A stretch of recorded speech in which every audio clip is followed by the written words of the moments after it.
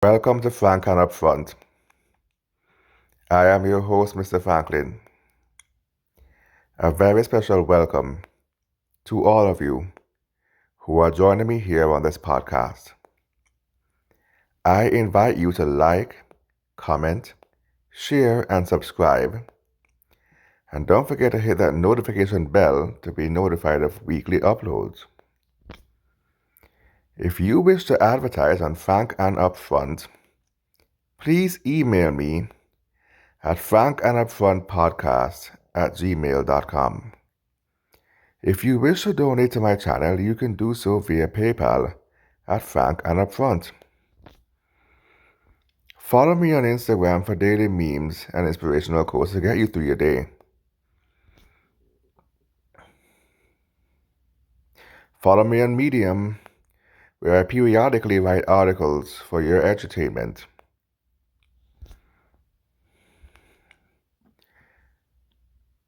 Frank and Upfront is now on Anchor. Effective January 10th, 2021, Frank and Upfront will be moving the podcast feature of my channel exclusively to Anchor, although the YouTube channel will still remain active.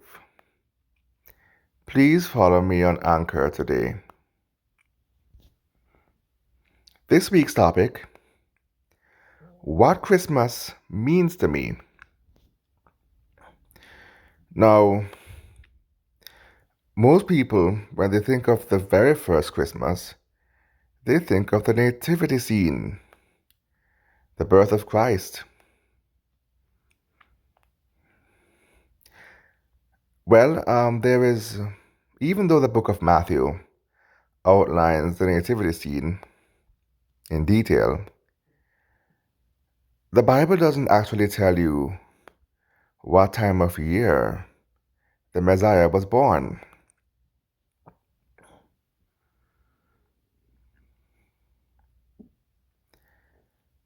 Therefore, no one really knows that the Messiah was born on December 25.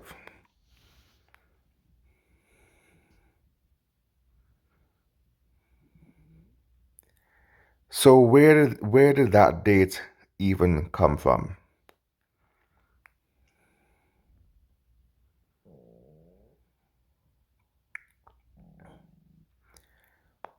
Well, there are several other deities who actually predate Jesus Christ, who was born on December 25.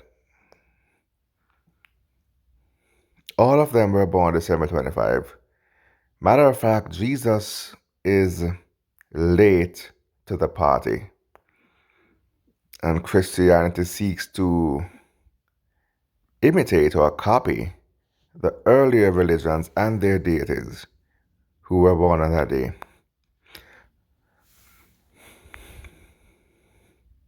Many of those deities are part of Greek mythology and even Egyptian mythology. But what is the significance of December 25? Why were all of them born December 25? And why was Jesus Christ of Nazareth said to have been born December 25? When there was no evidence in the Bible of when he was born, or if he was born. I have my doubts about that even. But for now, I digress.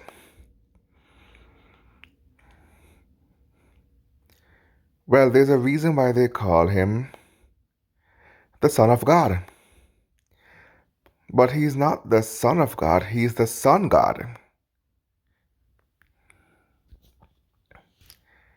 You see, Jesus Christ as we know him was modeled after this man right here to your left, Caesar Borgia, who was an Italian politician born during the Middle Ages.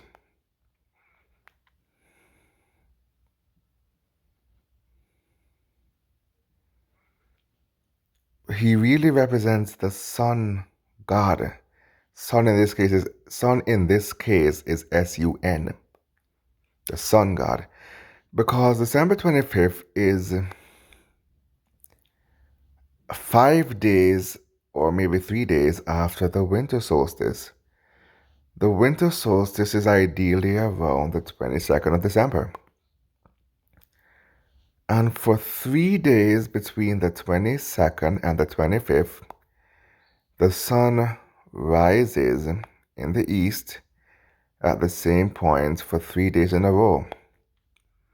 So it's very ritualistic and paganistic.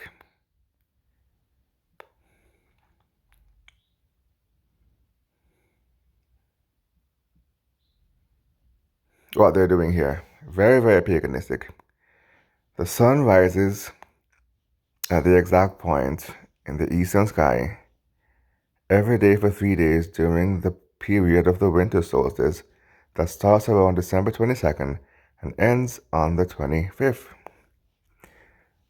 For 3 days. Now where else is the number 3 significant in the Bible? As it relates to the crucifixion around Easter. The crucifixion and the resurrection of Jesus Christ. So, on the third day he is risen. On the third day the Son of God or the Sun God is risen.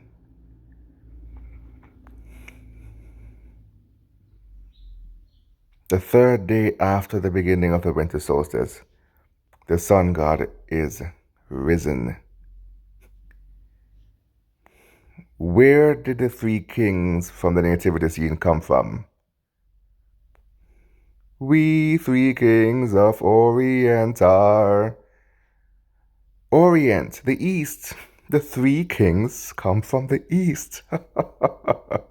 It's all symbolic. The sun rises in the east for 3 days. It's 3 kings, not 1, not 2, not 4, but 3, who come from the east. The 3 kings represent the 3 sunrises during the winter solstice.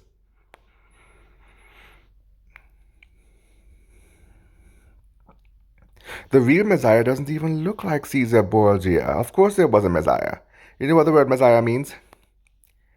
It means God literally in the flesh. It means a fleshed incarnation of the Creator. I do believe that the Creator walked the earth at some point in the flesh to experience human suffering, hunger, cold, poverty, homelessness, all that. But he did not resemble Caesar Borgia. How could anybody who lived in Bethlehem, in those parts of the world near the equator where it's very hot, look like Caesar Borgia without burning to a crisp? Don't you think he was melanated? Whether or not he was black, at least he was melanated.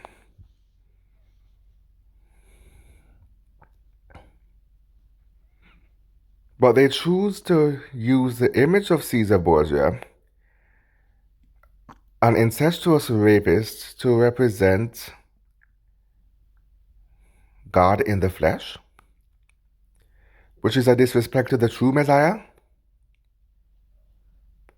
To show you how these paganistic people hate God, hate the Creator, hate the Messiah, hate anybody who resembles yourself or I.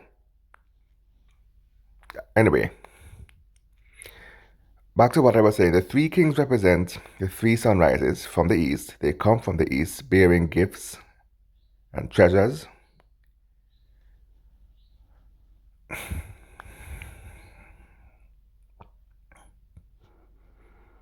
And the sun god rises on the 3rd day after going through Pontius Pilate. On the 3rd day he is risen. Well, December 25th is the 3rd day of the 3 sunrises at the same point in the eastern sky.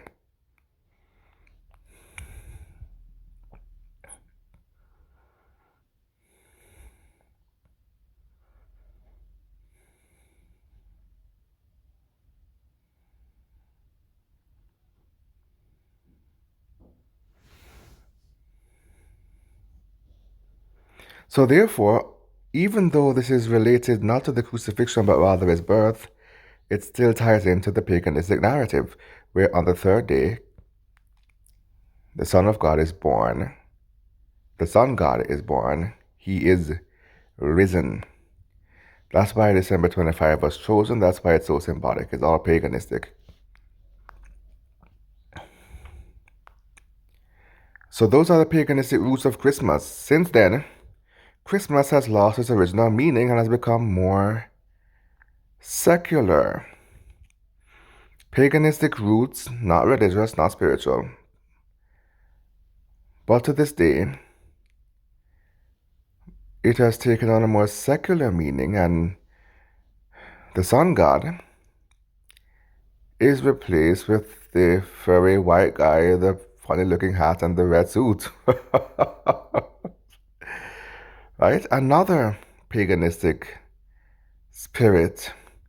Yeah, the Christmas spirit is literally a spirit. Literally. Where did this Santa Claus character come from?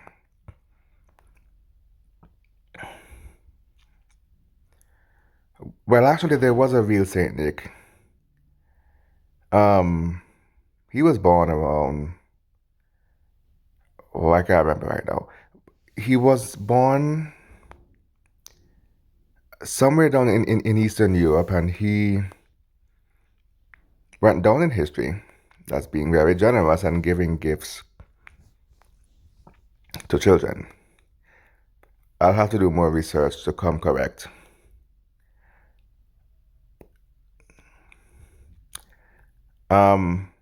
But this Santa Claus character was modeled after him. By time stories of Santa Claus that crossed over into the Americas, he turned into an old white fat guy with a red suit. But that was not his original meaning. And the modern version of Santa Claus was kind of created to sell. It was created by Coca-Cola to sell their beverages. That may have been the first version of the red suited Santa Claus.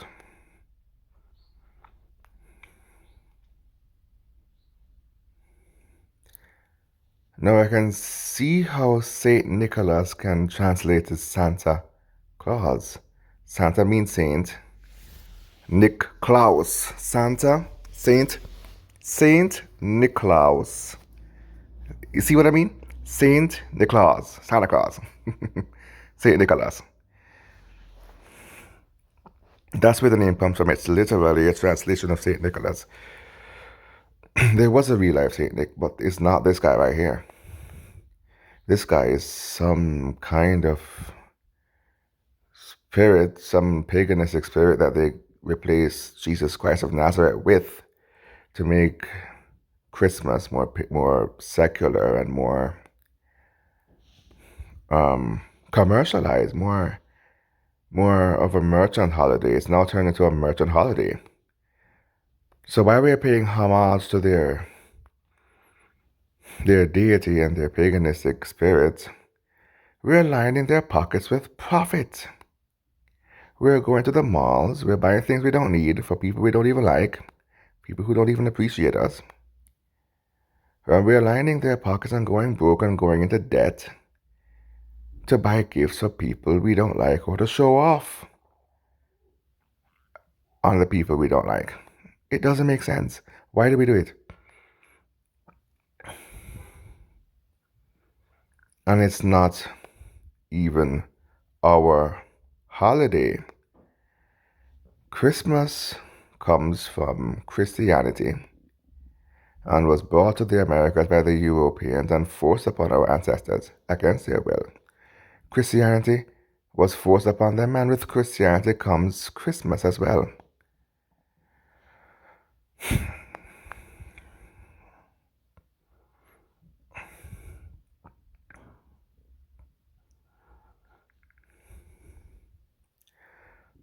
What kind of spiritual systems did we have in the Americas prehistorically? That's what we should be doing, what our ancestors were doing here in the Americas. That's our spiritual system, whatever that may have been. Find out what it is, do your research, and get back to that, and stop paying into their paganistic system of profit and of spiritual worship. Stop worshiping their demonic deities. Get back into your Far East spirituality and the prehistoric, the pre-Columbian spirituality of your ancestors. And that's for black and brown tribes alike.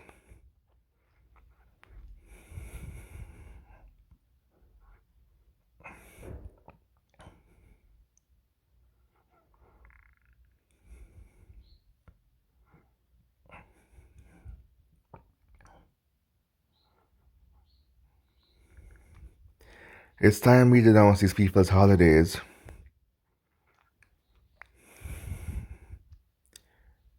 Stop paying into their spiritual system that gives them power to continue to further oppress us.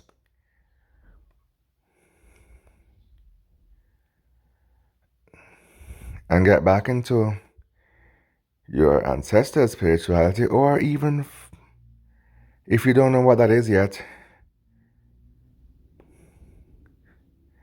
find new traditions, create new traditions to replace that of the paganistic oppressors.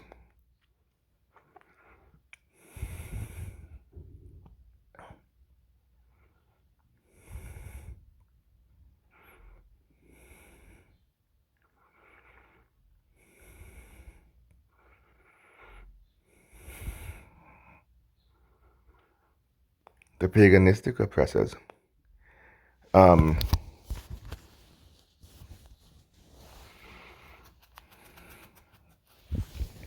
Create whatever new traditions that come to mind.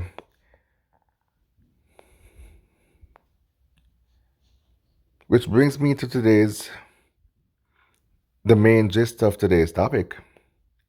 What Christmas means to me. Now, in any regular typical year, it would be very easy to ignore Christmas. Any typical uneventful year, or as eventful as it may have been, is nothing anywhere near as cataclysmic as 2020. It would be very easy to ignore the holiday season and all of the paganistic spirituality that's going on around that time of year and just kind of do my own thing. But then 2020 happened and it got in the way, and I kind of need Christmas this year. But Christmas is not even about the paganistic roots of it. For me, this year, Christmas is about a relief from 2020.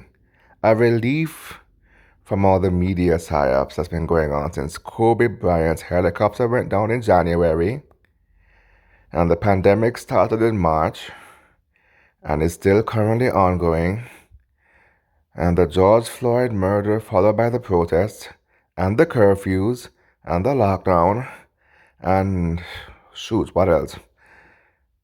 The whole year in review. The end of year holiday festivities, you don't have to call it Christmas, call it whatever you want. This year, it is a relief from this fucked up year. So this year, if you choose to celebrate Christmas, no argument from me. All is forgiven. I understand. I'm going through it too. We want a means of escapism to forget this year ever happened.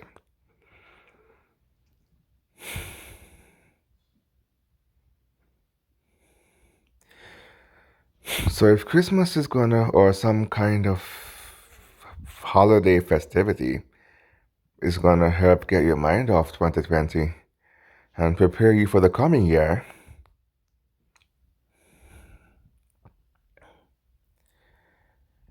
hoping for a better year next year, then go for it. We need that relief. We need that breather. We need that to release all that pent-up energy and take a breather and just send off the year 2020. We need that this year.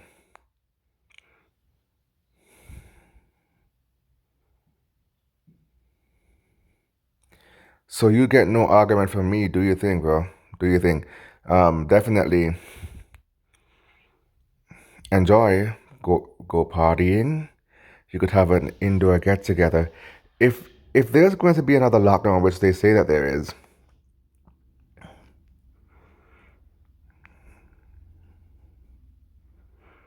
then you may have to host a small get together, put something together in the privacy of your domain, where it's like 5, 6 of you in the privacy of your domain. The police cannot come into the privacy of your own home and lock down a party. How dare them? It's your house. Do the police pay mortgage on your house? Okay. So that's one surefire way to celebrate this year. Or you could have just something with your family, with your immediate family. Something where it's just you and your wife and your kid. Or just you and your girlfriend and wife, just the two of you, or something like that. Anything to get your mind off this year. Close this year out. Forget about all the media's hype from the pandemic and kind of just have some kind of relief to get your mind off 2020 and put it behind you. The point is about putting it behind you.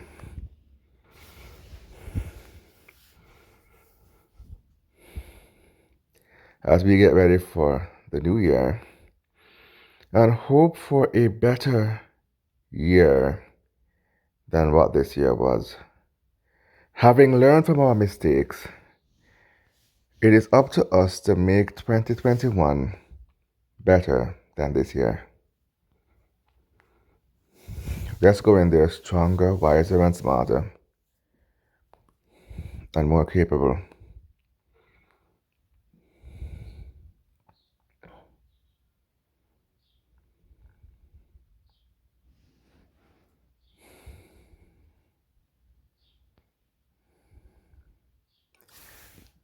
Than we were going into this year. For those of us who the pandemic caught us completely off guard, having learned our lesson, let's go into next year smarter, wiser, more capable. Now, in any regular typical year,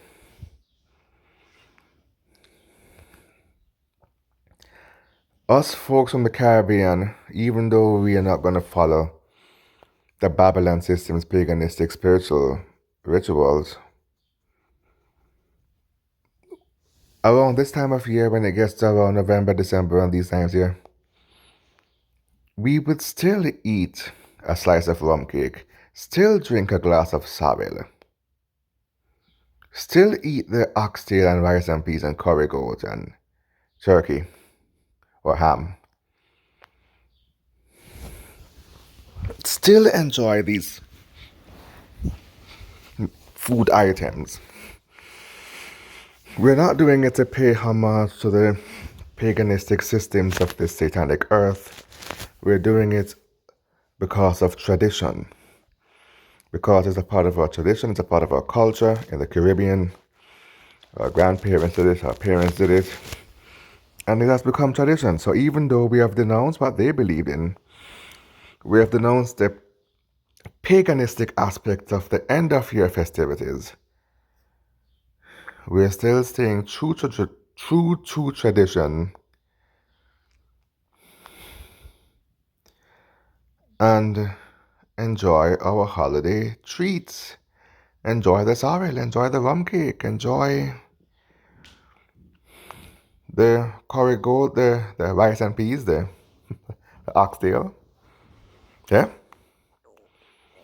Still get together, make it all about family, and still share gifts without it even being about Christmas, whether Christmas is about Santa Claus or Jesus Christ. Those of us who are woke, it's possible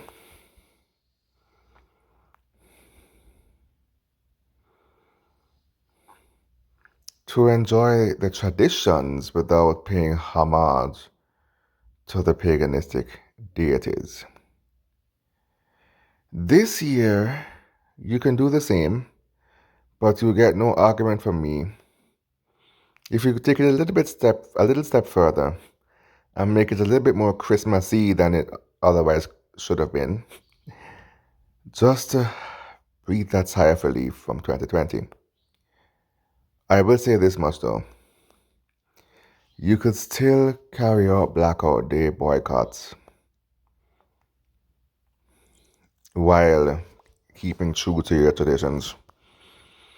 So if they're expecting you to buy a turkey, buy chicken instead. If they're expecting you to buy ham, buy beef instead. I know you want your comforts. You want your traditional comforts and all that.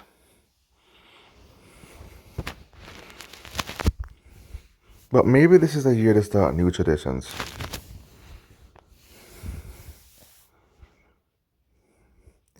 Those who are capable of starting new traditions should do so. Those who need this sigh of relief and want to go all in for Christmas more than you have in previous years, you can start those new traditions next year or the following year, whenever you're feeling up to it.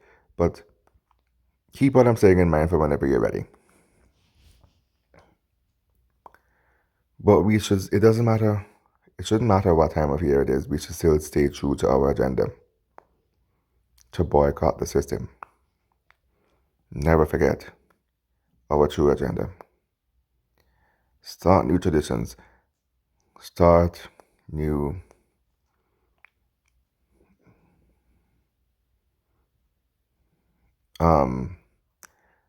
start to try new menu items for your holiday dinner party. Chicken is very common, but there are different ways to cook it, so that should give you something new every day, even with chicken. Chicken is common yet so global that you can get a new recipe out of chicken every day for like 3 weeks. There's some form of chicken you have not tried yet. Now, if you want, you could stuff the whole bird like a turkey and roast it. Or you could chop it up and make sweet and sour chicken or some other Asian style of chicken or chicken parm or something like that. Try something new and different this year. If you live in a melting pot like New York City and you have so much diversity, learn what other cultures do.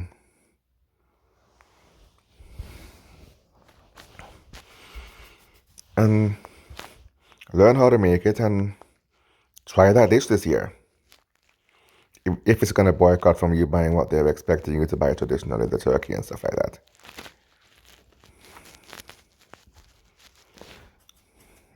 So you can replace turkey with chicken and replace ham with regular pork, with unsalted pork.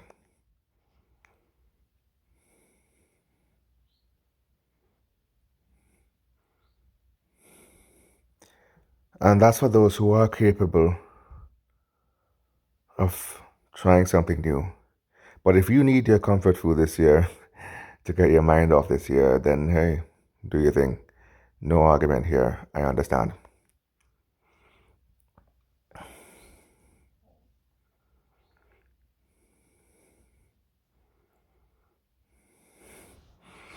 But there are too many cultures around the world who celebrate Christmas even though they're not historically religious.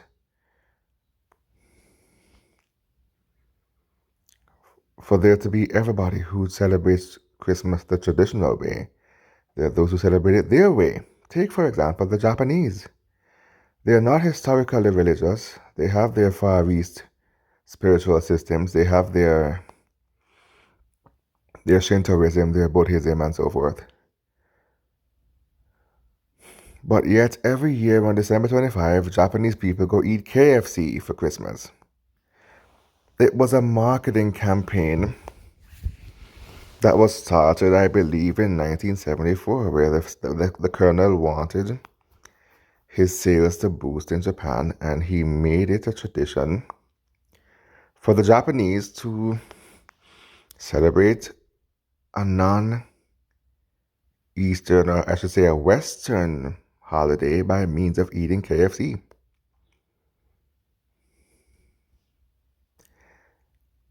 Their celebration of Christmas does not entail the traditional buying and roasting of turkeys and hams and those things.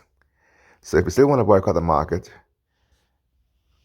try maybe eating KFC, or if that's too, if that is still too commercial for you. That was, by the way, just an example of non-traditional, of non-commercial ways to still enjoy some comfort, some end of year comfort.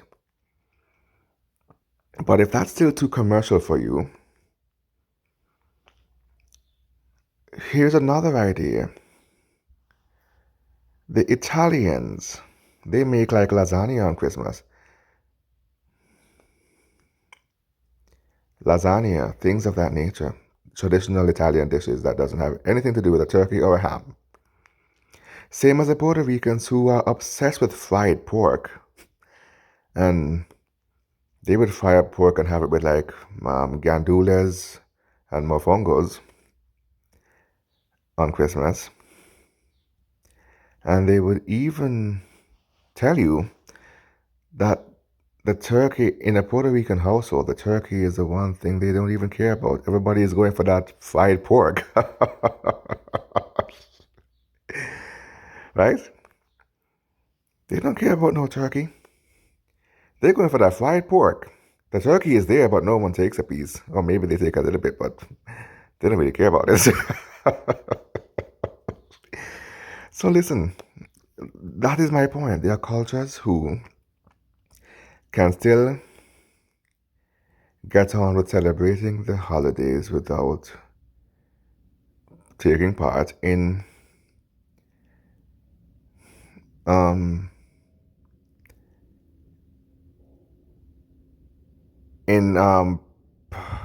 paying into the system as expected. Well, let me rephrase that. In paying into the traditional aspect of the holiday commercialisms that they're expecting us to pay into. If it was up to Puerto Ricans alone, or Italians alone, or Japanese alone, turkey farmers would likely starve. They would have all this dead turkey and don't know what to do with it. Therefore, if you want to celebrate the holidays,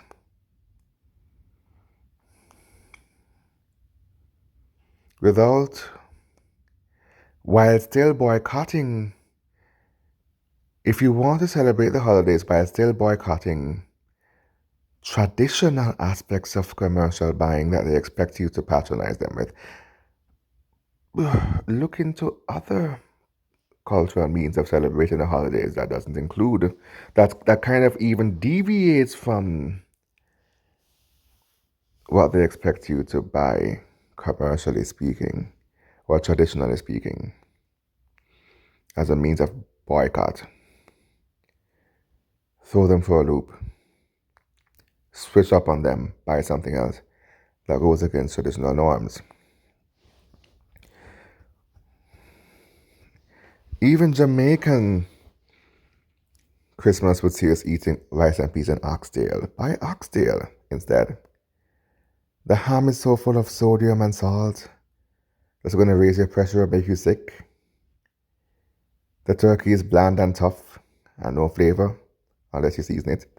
And it's big. The turkey is big. You can't even hold it in the fridge. You got to move some things around. That's how big it is. Try something else. Try another culture for once. Try several cultures. Jamaican culture on Monday, Mexican culture on Tuesday, Puerto Rican culture on Wednesday, Italian culture on Thursday. You see what I mean? Chinese culture on Friday. Mix it up. Buy enough grocery items, preferably from a black-owned grocery store or a non-mainstream grocery store at the very least, depending on your geographical area. You buy enough items that you can sample different foods on different days. Anything to boycott the mainstream market. That's what we're after, the mainstream market. Support ethnic businesses. Besides the food, the holiday should really be about getting together with the ones who you care about, the ones who are your family. Whether or not they're blood makes you related, but loyalty makes you family. So whoever your family are, don't let this system and this world tell you who your family are. Your blood relatives could be your worst enemies. Your in-laws could be your worst enemies. So whoever your family are, even if they're your work colleagues, even though I have my doubts about that one too, but if you are the rare exception and you have very good work colleagues and they are your friends and even more than that, your family, hang out with them. Hang out with somebody, anybody who you regard as family this year. It doesn't have to be traditional blood relatives. It could literally save your life. And if you don't got nobody, make the best of your own company. For it is lonelier to be in a room full of assholes than to actually be by yourself. So if you gotta be by yourself, make the best of it. Learn something new about yourself.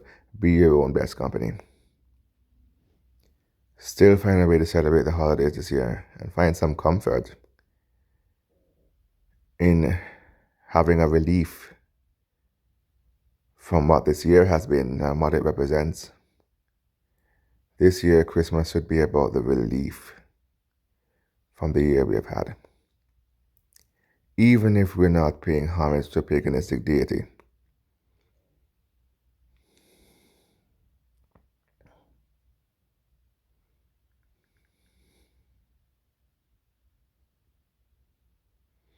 And don't forget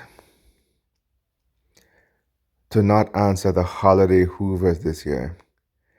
It's a time of year where people get lonely, when they're separated and apart from their family and their exes. They get lonely. People get depressed. Old memories are uprooted. And some people even get desperate. And they hoover people who have deserted them. They hoover old family members, old flames, exes, and all those things. Do not answer the hoover. It could literally save your life. Look at what happened to our good friend Bird Martinez and her husband Mario a few weeks ago, who we still are keeping in our thoughts and prayers as she engages on a very long recovery road to regain her mobility. Last week I covered the story of her and used her as an example as to why to avoid holiday hoovers. Don't ignore red flags that you're dealing with a jealous or envious family member or in-law. Ignoring the hoovers this holiday season could literally save your life. They are preying on your desperation and your loneliness. They know that all you want for the holidays is a sense of belonging, and they come bearing false promises of such.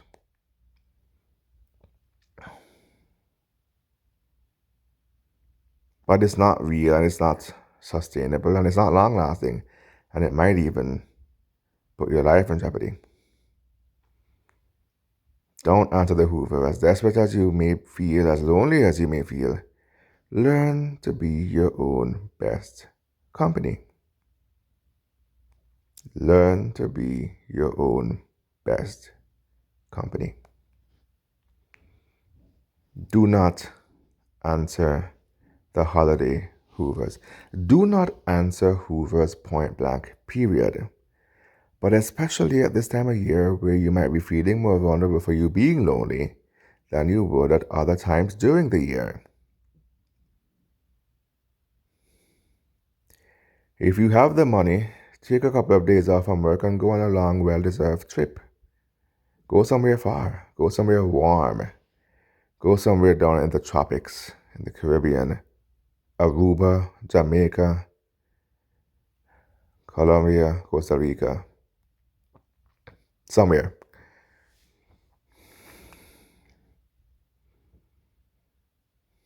Somewhere far from where you can be hoovered.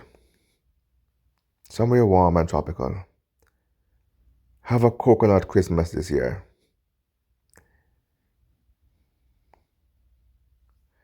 Right? Somewhere where there's beaches and palm trees and warm waters.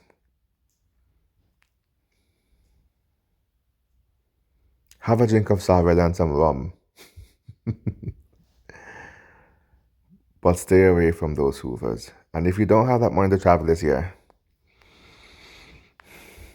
make the very best of your own company or whatever company is good company that's in your locale presently. Go somewhere in your city. Volunteer at a soup kitchen or a shelter. Hand out food to the homeless and the poor and people in need. Anything to keep your mind off your loneliness. Do something this year, but do not answer the Hoover for the sake of your own life. I don't want to hear any more news items on the 12 o'clock that reads something similar to, he then turned the gun on himself after he done shot his whole family. I don't want to hear that. Stay away from angry, bitter, nasty people. They are inherently bitter and nothing you do will ever change them. You cannot love the bitterness out of a narcissist. They love being miserable. They get power from abusing you. That's why they want you there. You know that's all they really want. Avoid hoovers in general, but especially at this time of year where people are playing on your vulnerability, playing on your loneliness, banking on you needing company at this time of year. More than ever, because you see all the commercials, all the family-oriented commercials, and they all seem so happy. They're actors. They're being paid to look happy and loving towards each other. It's that job for them. Probably the only one they had all year. Think about that. Stop watching these television programming that is going to make you feel less of a person for comparing your life to the people on TV. Stop comparing your life to the people on TV. They're actors. It's their job to get paid. If they don't do that, they don't get paid. It's their job to do whatever it takes to get paid. They are actors. Stop comparing your life to lies. If it helps, turn off the traditional mainstream television programming and switch to a more alternative. In this day and age, we have options. With the internet and YouTube, we have options. So if watching alternatives to mainstream television helps, like for example, truth channels that tell you the truth of the paganistic origins of this time of year helps, then do exactly that.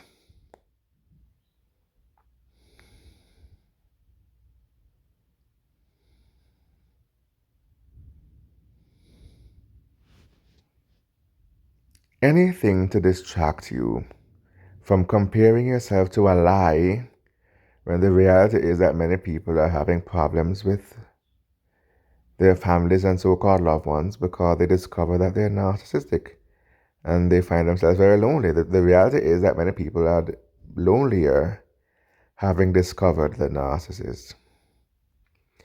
But that's some bitter medicine though, that's for your own good. You just have to go through the phase of loneliness until you could get to the next level.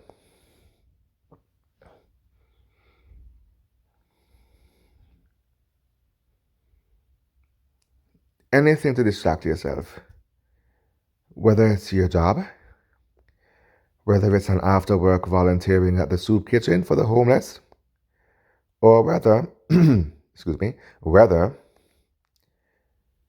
it is being at home watching alternatives to mainstream television that will not trigger you into comparing yourself to a barefaced lie on your TV screen.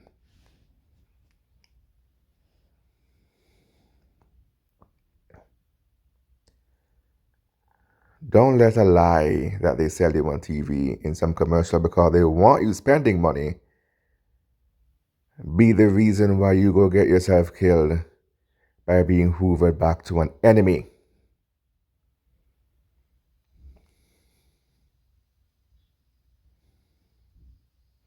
Look at the cycle of destruction in that situation. A TV commercial based on a lie, TV Christmas movies based on a lie to get you to spend money in their system, to pay homage to their prophets and also their paganistic deities, to celebrate some holiday based in bloodshed and murder and conquest.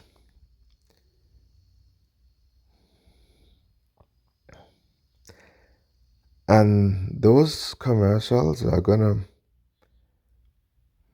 trigger you to feel less than and to feel lonely having compared yourself to a lie, to make you more susceptible to a hoover, to be hoovered back to yet another narcissist.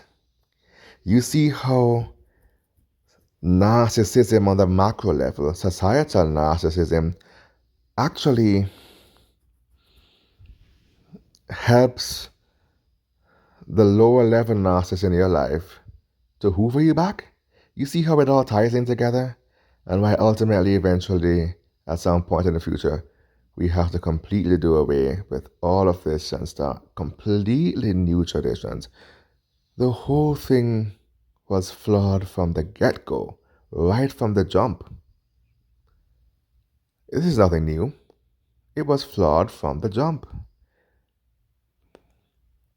But you see why eventually, because we have to slowly wean ourselves off the drug of Christmas. It is a drug. It is a drug, so we have to slowly kind of wean ourselves off it, slowly and gradually, so it's not, we don't have no withdrawals. We can't just quit cold turkey. It has to be a gradual undoing of our addictions to this Christmas drug.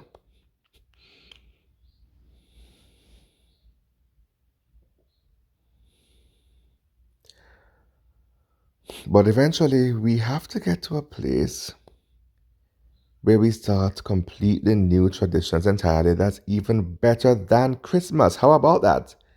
New traditions that's better than Christmas. Better. And I have some in mind. We'll talk about that in future podcasts. But anyway, you don't have to, even if I have my ideas, you can have your ideas too. You don't have to completely, strictly adhere to my ideas. We could come together and share our ideas respectfully and maturely and ultimately do what's best for ourselves. Anything that deviates from the traditional norms of this holiday season, this Christmas. But you see, though, why that is necessary, because Christmas is a part of the societal narcissism that aids and assists in us being hoovered back to the local narcissist in our lives. It really is a part of societal narcissism. It is a fuel, or one of several fuels, for societal narcissism that aids and abets all narcissism in general, including the one on the micro level in your personal life. Stay away from these hoovers, stay strong, and don't make your celebrations this year anything about commercial profits or the paganistic roots of this time of year. Next week's topic: is it wise for men to get married in these times? I hope you'll join me then. I am Mr. Franklin. This has been Frank and Upfront.